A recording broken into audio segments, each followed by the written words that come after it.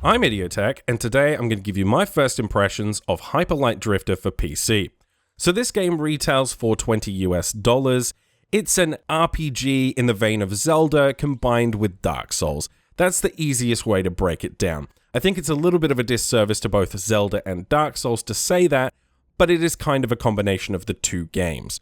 There's one thing I need to talk about right away. The game runs at 30 FPS locked. The game logic is tied to that frame rate, and the developers don't seem to have any plans to update that in the future to be 60 FPS. So, if you don't like 30 FPS games, especially action games that revolve around precision and fast gameplay, then you might want to avoid this title. The game also requires that you use a controller. Now, you can use a keyboard and mouse.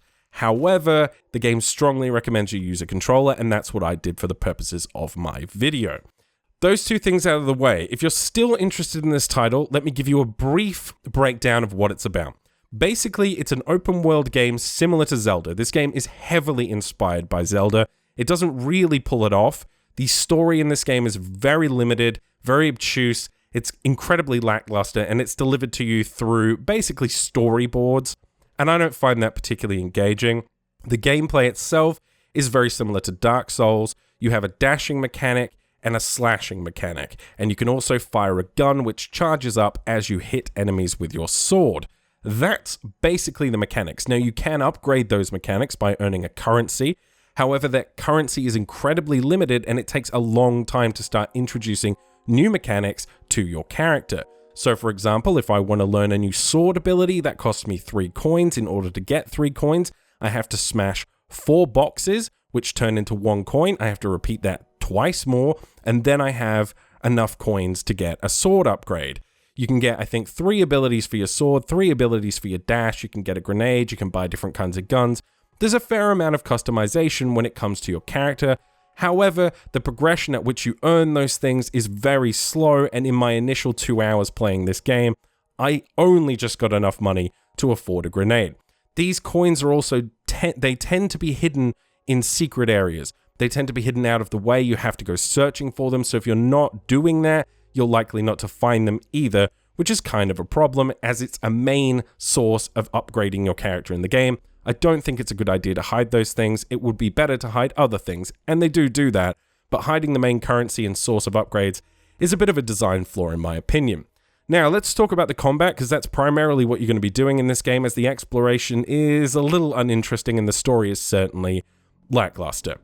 The combat itself is okay. The fact that the game requires you to use a controller means that at times you will lack precision, and in a game this fast-paced and precise, that doesn't really work out. A lot of the time, I find myself falling off of platforms. By the way, there is a lot of platforming in this game. You dash from platform to platform, and if you're pointing the analog stick in not quite the right direction, you'll fly off the platform and you'll die. That can be frustrating, causing you to restart frequently and halting your progression. These are not good things.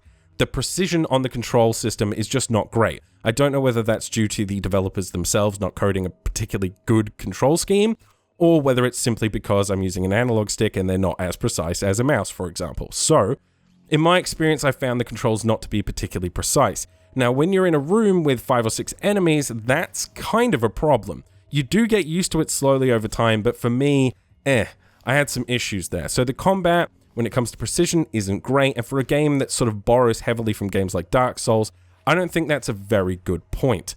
Now, the combat itself, enemy types are quite varied. They do tend to throw projectiles at you. You'll have to deal with different enemies in different ways.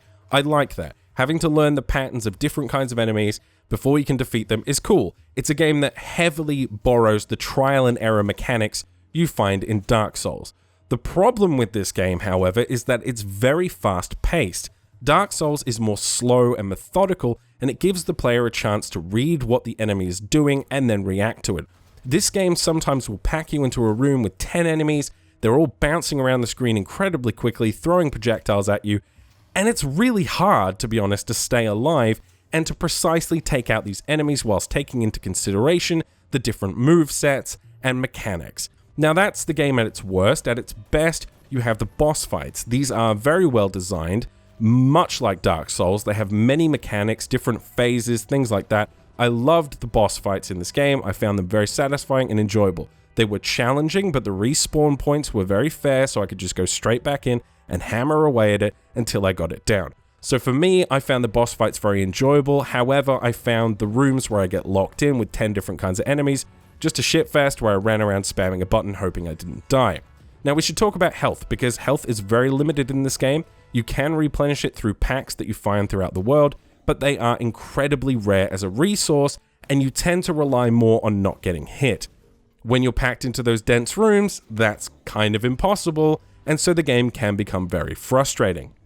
It is a game that relies on the idea of trial and error. So if you're not the kind of person who likes to, say, make 10 steps forward, get killed, okay, start again, 11 steps forward, get killed, okay, 12 steps forward, get killed, okay, that's the kind of experience you're going to get here. If you find that kind of gameplay frustrating, I would strongly urge you not to pick up this title, because it's just going to piss you off.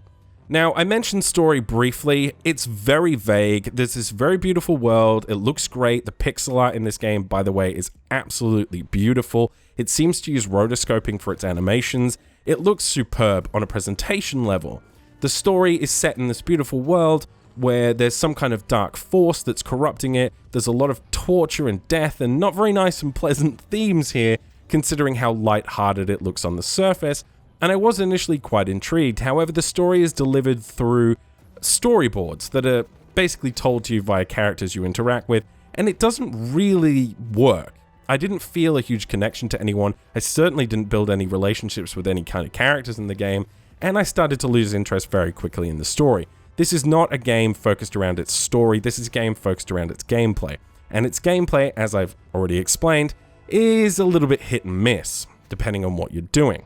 By the way, before I do my conclusions, it's important to note that for me personally, the 30 FPS lock, combined with the pixel art style, creates a ghosting effect when I'm not looking at my character, i.e. I'm looking at an enemy. The camera will be moving around, and the environment around my character will ghost. It's an effect that happens on monitors, and the ghosting tended to give me motion sickness. So if you're someone who's susceptible to motion sickness, which I usually am not, then you might want to take that into consideration as well, because for me, playing this game for 30 minutes or more, I started to get headaches and not feel particularly well because of the ghosting effect that was appearing on screen. So that's something to take into consideration as well, and I wanted to make sure that I actually brought that one up. So what is my conclusion on the game?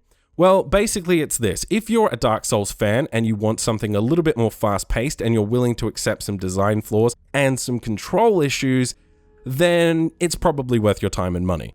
However, if you're everyone else and you're not hugely into hardcore, extremely difficult experiences that don't reward progression and constantly punish the player for mistakes and rely more on memorization, then I would strongly urge you not to pick up this game. So this is the kind of game that, depending on who you are, you'll either love it or hate it.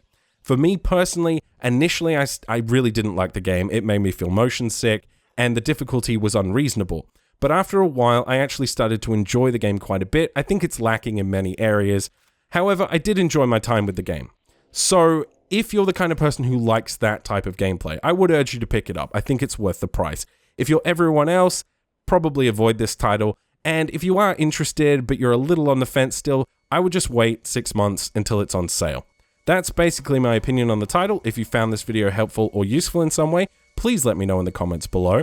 If you want to support the channel, please like, favorite, share, and subscribe, and I will see you guys next time.